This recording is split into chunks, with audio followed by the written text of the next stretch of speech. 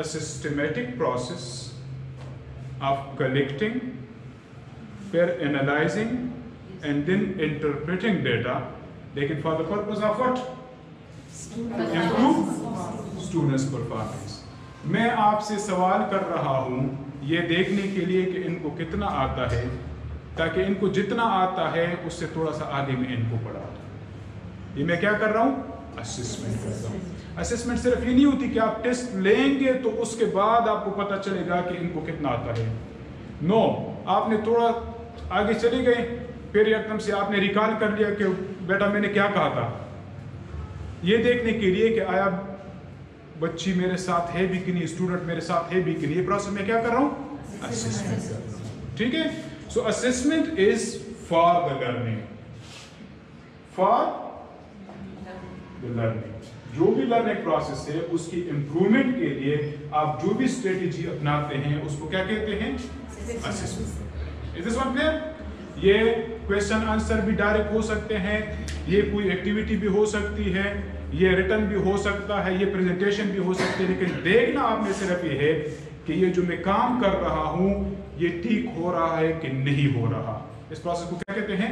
Assessment. और आप लोगों ने लफ्ज़ इस्तेमाल किया, इससे लो लर्निंग आउटकम या कंसेप्ट्स होते हैं, इन्हीं को कंसेप्ट्स कहते हैं ना। यही स्टूडेंट इससे लोज जो आपकी किताबों में होते हैं उन्हीं को कंसेप्ट्स कहते हैं। कभी आपसे पूछे कि कंसेप्ट क्या है तो आप कहें कि इससे लोज कंसेप्ट होते हैं जो असल में लिए जाते हैं करिकुलम डॉक्यूमेंट से, अगर आप लोगों ने पढ़े हो तो। ठीक है। सो इन इसेलोस को लेकर कि आया वो अचीव हो रहे हैं कि नहीं हो रहे हैं, जब आप सवाल जवाब करते हो तो that process also called what? Assessment. अब नेक्स्ट जो सवाल आता है जहन में कि हम ये अल्फाज भी सुनते हैं, असेसमेंट के बाद क्या लफ्ज़ सुनते हैं? Now can anybody tell me what's the difference between that assessment and this evaluation?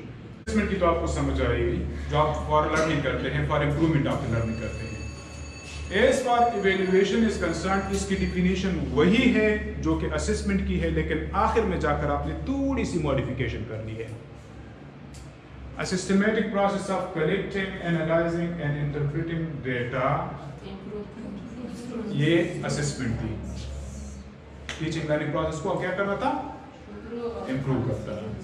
To make, to से बात आगे, to make a judgement, to make a judgement about the progress of the student, to make a judgement about progress of the student.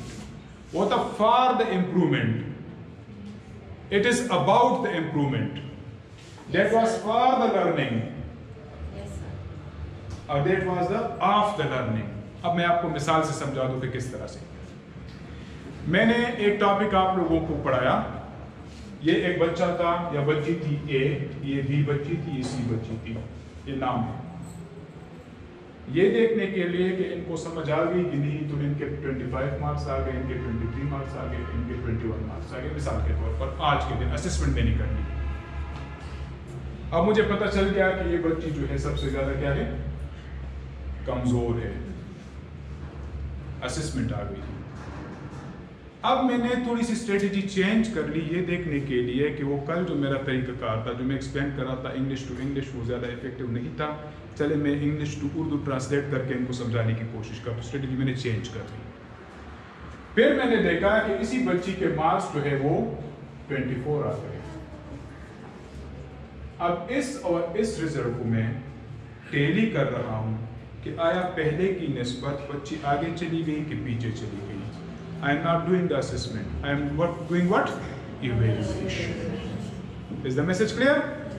आज मैंने आप लोगों को पढ़ाया, इनको समझ आ गई कि नहीं, इनको समझ आ गई कि नहीं, और मैं आप लोगों को समझाने की कोशिश करूं I am doing the assessment. कल मैं आया एक और स्ट्रेटेजी के साथ और फिर पढ़ाना शुरू कर ये देखने के लिए कि कल की निस्बत आज ये बच्चे आगे जा रहे हैं कि नहीं जा रहे।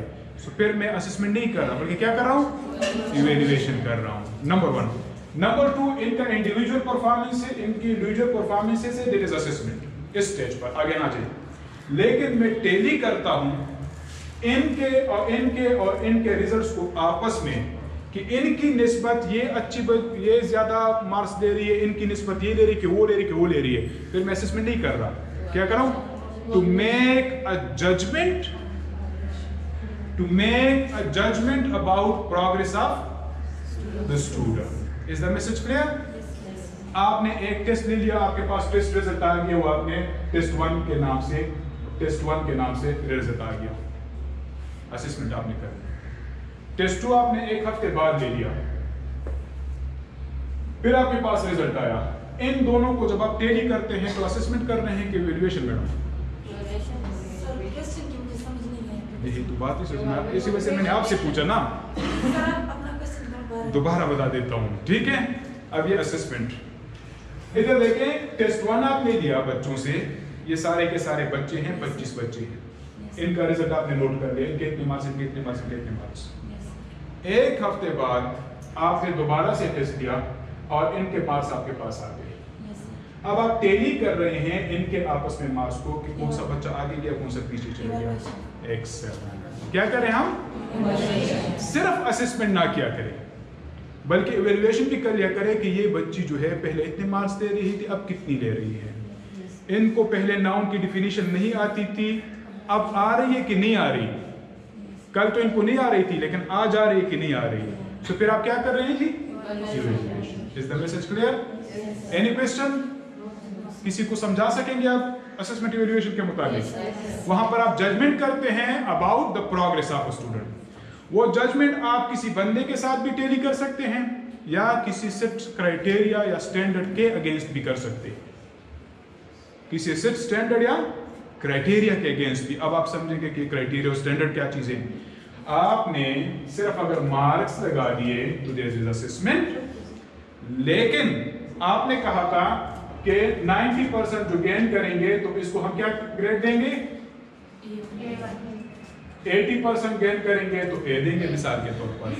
अब मैं देख रहा हूं कि ये स्टूडेंट जो है ये A1 में प्लेस कर रही है कि A में प्लेस कर रही है। अब मैं क्या कर रहा हूं फिर? एक्सेलेंट। तो फिर मैं असेसमेंट नहीं कर रहा, तो इसको सिर्फ स्टैंडर्ड या क्राइटेरिया कहते हैं। Is this one clear? जी जी प्लीज। सर असेसमेंट और इवैल्यूएशन, सर आपने जिस तरह मिसाल दी कि आपने आज हमें पढ़ाया, मतलब असेसमेंट हमारी की, कल आप आ रहे हैं हमारे इवैल्यूएशन के लिए, तो हम फेल हो गए, मतलब आपका इवैल्यूएशन कामयाब नहीं हुआ, तो आप दोबारा इवैल्यूएशन को 0 लगाएंगे या दोबारा? ना, दैट्स अ ग्रेट क्वेश्चन। एक बच्चा था जिन्होंने 25 मार्क्स दिए एक टेस्ट में, टेस्ट 1 में, और अगले वाले टेस्ट में इन्होंने 30 मार्क्स दे दिए, बच्चा आगे जा रहे हैं, इट्स ओके। एक बच्चा था जिन्होंने 30 लिए थे और आप कितने ले लिए? फिर जब आप टैली करते हैं तो टैली करने के बेस पर फिर आप प्रोसेस की असेसमेंट करेंगे कि गलती कहां पर थी, इनकी गलती थी कि मेरी गलती थी, कि बच्ची आगे और पीछे। तो इस तरह नहीं है कि ये बिल्कुल एक दूसरे से मुख्तलिफ हैं, एक दूसरे को सपोर्ट करते हैं। बड़ा अच्छा सवाल किया आपने। देखें इनके 30 से कितने पे आ गई बच्ची? तो अब कुछ रीजंस भी होंगे कि नहीं होंगे? इधर तक नहीं पहुंचना हमने, आखिरी वाला ये जो है इधर तक नहीं पहुंचेगी, हम बीच बीच में कर रहे हैं। तो अब आप इनको थोड़ा सा तवज्जो कि बेटा आप में कुछ गलती थी, कुछ मसाइल वगैरह आपसे हुई थी, तो फिर आप इन दोनों के बेस पर दोबारा से असेसमेंट कर रहे हैं कि क्यों कर परफॉर्मेंस ठीक नहीं आई, दोबारा से दरमियान। जबरदस्त। अब चलेंगे कहां पर? एग्जामिनेशन में आप ये नहीं देखते कि पहले की निस्बत अच्छी है कि बुरी है, या मेरी टीचिंग अच्छी थी कि नहीं, बच्चों की परफॉर्मेंस अच्छी थी कि नहीं। वहां पर आप डिसाइड करते हैं whether a student should be promoted to the next grade or not. इसी तरह होता है। यहाँ पर आप नहीं करते कि इनकी चले जी तो वो इनके पहले 25 थे अब 30 आ चुके हैं तो इट्स ओके, लेकिन आपके पास क्राइटेरिया 33% का था मार्क एग्जामिनेशन के लिए, वो अचीव नहीं हुआ, तो एग्जामिनेशन में फिर आप डिसाइड करते हैं whether a student is capable or whether a student is able to be promoted to the next class or not. Is this one clear? So daily basis पर आप लोग अपनी असेसमेंट कर लिया करें, स्टूडेंट्स की असेसमेंट कर लिया करें, नंबर 1। फिर डेली बेसिस पर आप देख लिया करें कि कल की निस्बत बच्चा आगे जा रहा है कि नहीं जा रहा। कल बड़ी शाई थी लेकिन आज वो बात कर रही है कि नहीं कर रही। कल इनको कोई डिफिनीशन नहीं आती थी, आज इनको डिफिनीशन आ रही है कि नहीं आ रही। इवैल्यूएशन कर लिया करें। ये सारे का पूरा ये डेली बेसिस पर आपने जहन के अंदर और कैलकुलेशन के अंदर मार्क्स वगैरह के अंदर सारी किसी चीज़ के और आखिर में जाकर फिर कहाँ तक पहुँचना है। तो ये बेस प्रोवाइड करती है किस चीज़ के लिए।